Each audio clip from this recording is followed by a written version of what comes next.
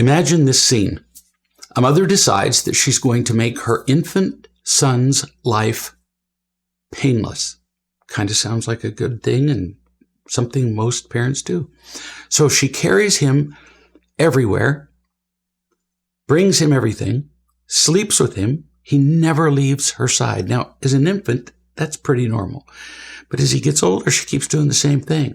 As he gets old enough to speak, he learns that all he has to do is cry, and mom will run all over creation trying to find what he wants, which he finds really quite entertaining.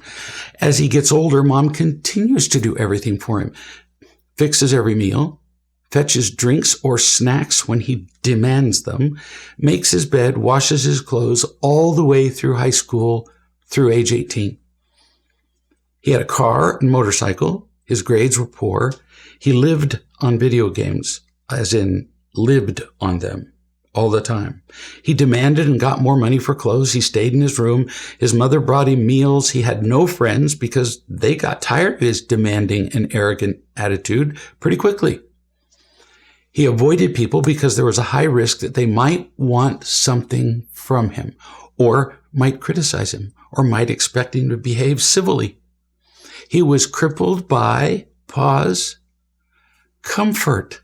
Imagine. And I know all too many kids like this.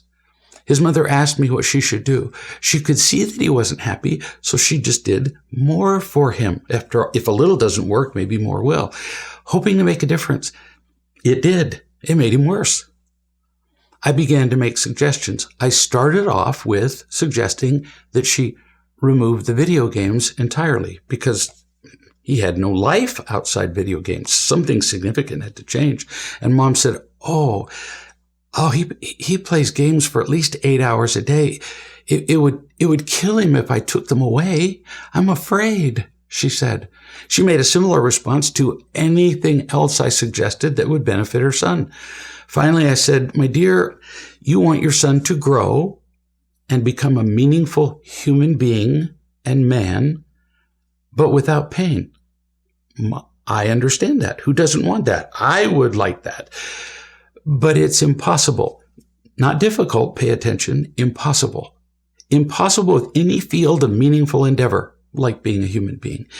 Imagine coddling an athlete to the point that every time he became uncomfortable during a workout, you brought out a couch, a video game player, large screen, and a plate full of food, which is what you do with your son. You want him to be comfortable, right? The athlete?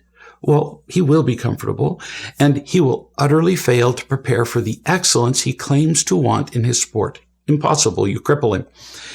In athletics, practice is required, and invariably that involves pain. It's right where people become uncomfortable that they learn and grow the most. Their muscles grow. They learn endurance. They learn to perform when they're tired, which they'll have to do during competition, and more. Watch a trainer with an athlete, any kind, shouting, work through the burn. Pain is gain. Things you've heard about exercise many times. Or one more repetition, or one more lap, or one more minute, or one more lift. And it's the same in life. We're not here to suffer. That's not our purpose. But suffering is part of the inevitable price of growing. Growing is almost synonymous with the word stretching. And stretching by definition requires a strain on who we are. It requires flexibility where we have not flexed before.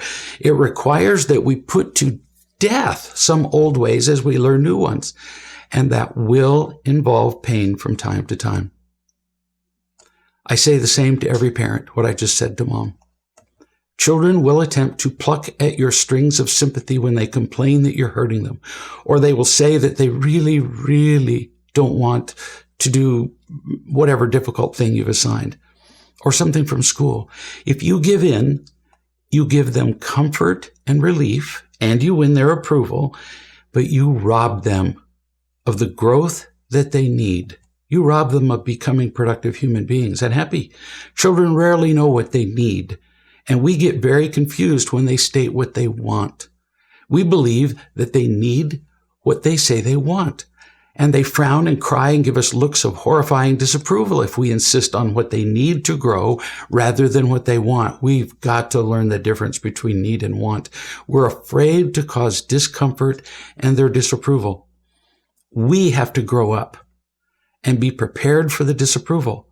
We have to stop earning their approval, stop being their comfort dealers, and instead be real parents who love and teach, knowing that sometimes teaching involves difficult steps and discomfort. It's growth or comfort. In most instances, you can't have both. What will you choose for your children?